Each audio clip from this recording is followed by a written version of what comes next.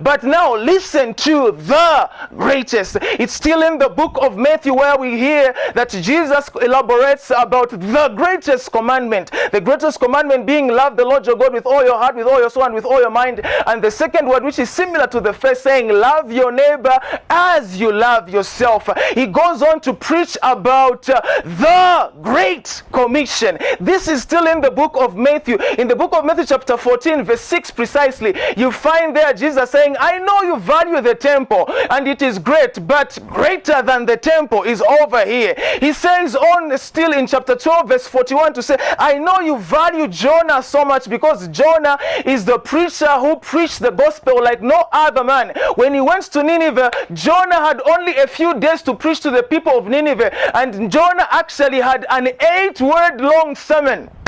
8 words only, and the words were, yet 40 days and Nineveh will be destroyed. I just counted 8 words there. That was his full sermon. That was his introduction, his main text, and his climax, as well as the conclusion. Just right there. And the Bible tells us that the people in Nineveh, starting from the king, when he ripped his garments, they discovered that he had sackcloth inside. The Bible tells us that even animals, suckling babies and suckling mothers, so they were actually on prayer and fasting, and God forgave them. But then Matthew says, I know Jonah is greater, but wait a minute, Jesus is greater than the Jonah. He goes on in verse 42 of chapter 12 of the book of Matthew by saying, hey, listen, I know you also value this man by the name of Solomon being wise, and wise he was, but a greater than Solomon is here. That's one of the themes. And when we get to chapter 17,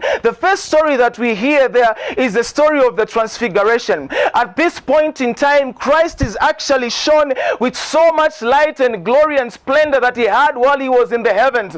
And so the Bible is quick to mention that not only was Christ at the Mount of Tabor, at the Mount of Transfiguration, because his clothes became as white, more than any white that has ever been seen or shown here on earth, in his glory that he had or clothed in heaven before he came down on earth. The Bible tells us that when the disciples see Christ in this splendor, in this majesty, in this glory, in this grandeur, they see these other disciples, these other prophets, Moses as well as Elijah. And Peter says, well, Master, we have had a good time here. I wish I had some change. He said, we've had a good time. Why don't we build 3 houses?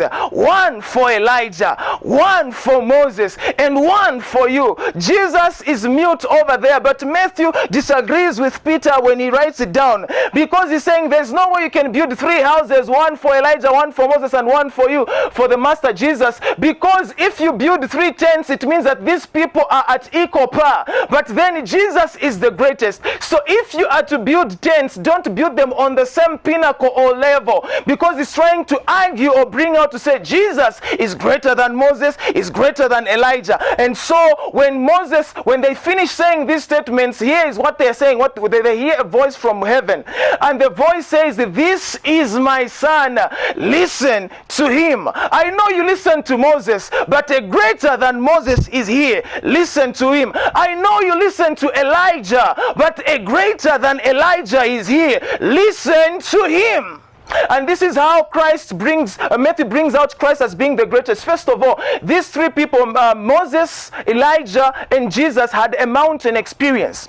But what comes out as baffling is that though all the 3 had the mountain experience, but when they come down, Christ, or the Bible shows us that they manifested their weaknesses and their frailty. Let me give an example. Moses is on the mountain experience, and he is the greatest. But then when he comes down, he finds the Israelites dancing around the golden calf. He gets the 10 commandments out of fury, anger, and frustration, and throws it on the Israelites, and the 10 commandments are broken. He was great on the mountain, but below the valley, he was shown that he is as weak as anybody else.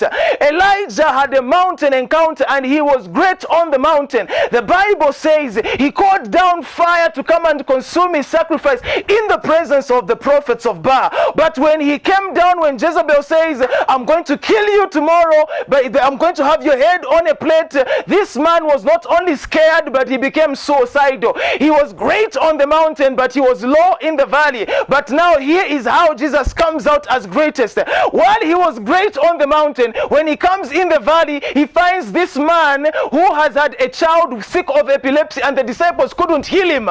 Jesus heals the man after coming down from a mountain. And so Matthew brings out Jesus as being greatest, because while he's great on the mountain, he's also great in the valley. I wish I could have somebody saying the God of the valley and the God of the mountain is still the same God, because Jesus is, watch this, the greatest.